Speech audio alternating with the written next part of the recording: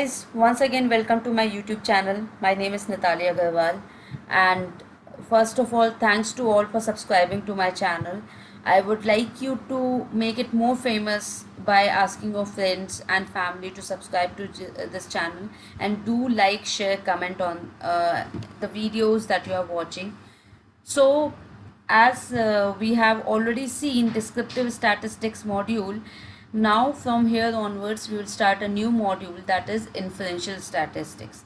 I hope so that descriptive statistics gave you a clear overview on how to describe your data, what all things you can see in your data in terms of stats. Now, what is inferential statistics? Inferential statistics, when you are trying to inference, trying to draw out some results out of your data, out of the statistics that you are seeing in the data. So the very important topic, the first topic that you would have seen in your elementary mathematics, also middle school mathematics, also is what is probability. People do fear this probability thing, but it is nothing to be feared about. It is very easy concept. So let's make it more entertaining today, and more helpful for the people who have phobia from probability, I would say. So let's begin. What is probability? See, these are this is the definition of probability that I have mentioned. So probability is the extent to which an event is likely to occur, measured by the ratio of favorable cases to the whole number of cases possible. This seems to be a complex definition of probability. So first of all, let's try to make this definition a simple one. What are favorable cases? Favorable cases are denoted by M, and they are also known as event of interest. Now over here you could see whole number of cases possible. If you write it in simple terms, it is known as the sample space, or the total number of events that are occurring. It is denoted by M. So a classic definition of probability is N by M, ratio of the events that are happening and that is of our interest out of total events that can happen. So if you roll a die, it has 6 numbers, 1 to 6. What is the chance of getting number 2? There is only one possibility that you are getting number 2. So what is the event of interest? All these 1 to 6 are known as events in terms of probability. Getting number 1 to 6 are known as events in terms of probability. So getting number 2 is my event of interest. How many number of events are of my interest? Just one number. So this n value becomes as 1. And how many total possibilities are there? 6 possibilities. 6 total events are there. So that become m. So what is the probability of getting number 2 when you randomly roll a die? It becomes 1 by 6. So 1 by 6 is the probability of getting number 2 when I roll a die. That is what is probability. As simple and easy to understand the definition of probability. Okay. I'll explain you this with a Venn diagram also. Venn diagram is very helpful in understanding probability. Now consider this complete space. Let me take okay. This complete space, this complete total space, total this square box is your sample space. So this is known as your complete sample space, in which this is sample space, not the events. These are sample spaces in which two events are happening, A event and B event. So how many events are there? Event A and event B. Total 2 events are there. They are overlapping at a place where you say it is an intersection. So here both A and B are occurring. They are overlapping each other. Now how we denote probability? Let's see how we denote probability. Probability is denoted by, if I say probability of A union B, it means the total probability that I am seeing in this circle. I want to calculate the total probability of this event. What it would be? It would be probability of A and probability of B. I would be adding total. If you add it up, what it would become as? it would come as probability of A plus probability of B. Now, if I add this directly, probability of A and probability of B, am I not calculating something twice? Yes, I am calculating this area twice because it is coming in A also, it is coming in B also. So once I should subtract it, otherwise you are getting a dual probability of this area. That is the wrong probability that you are getting. So what we can do is minus probability of A intersection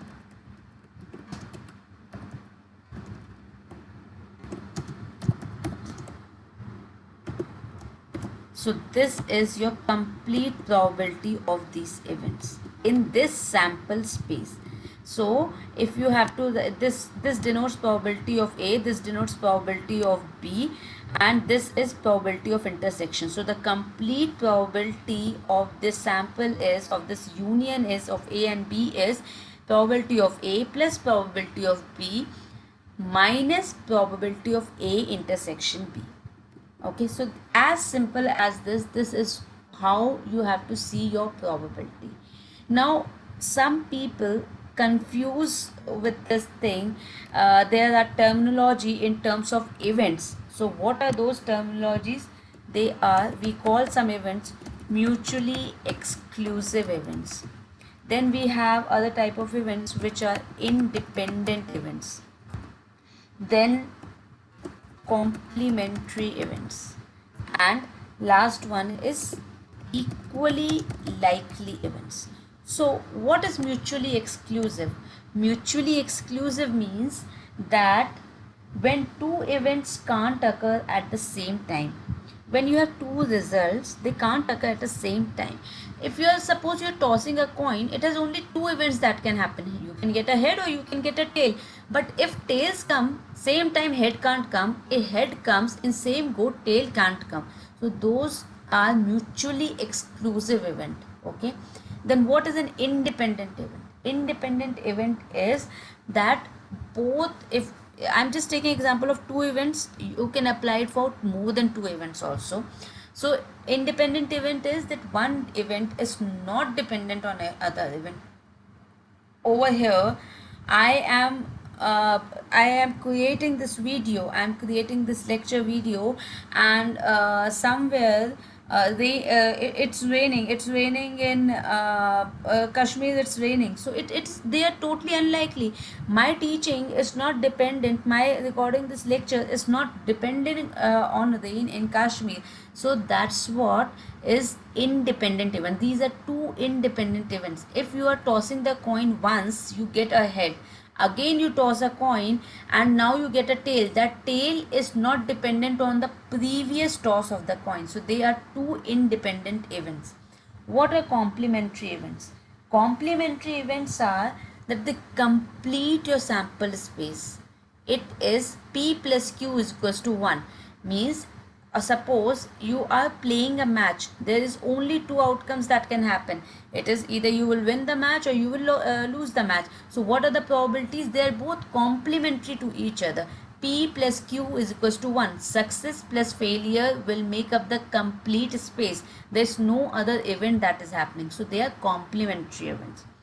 Equally likely, that equal possibility is there for each and every event to happen. Like when you are rolling a die, 1 to 6 numbers are there, each have equal probability to occur. When you are randomly rolling a die, unbiased die, then you will equal chances of getting 1, equal chances of getting 2, any number can come. It's not that you will get only 6. 6 has more chances to come, 4 has less chances to come. No, it's not the case.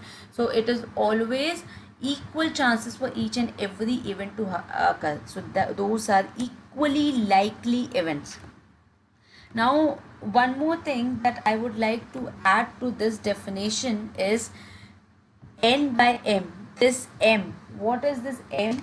This m is your sample space, your total possibilities, and in this total possibilities all your events are mutually exclusive and collectively exhaustive. That's why I explained this. Collectively exhaustive means complementary. Complementary is also known as collectively exhaustive.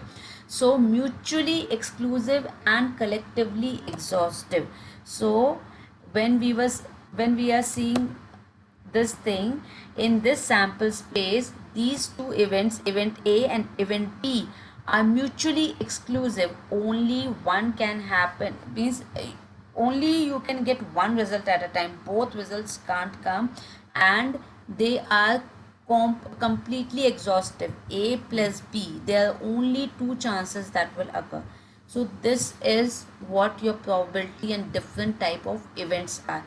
I hope so that with this video it would be very clear for you that what is probability, and you will not scare more from mathematics or statistics, or to be precise from probability topic. So thanks a lot once again for subscribing to my channel, and if you have not done it still, please go right away and subscribe to my channel. Do like, share, comment, and we will see further what is Bayes theorem and other topics in inferential stats.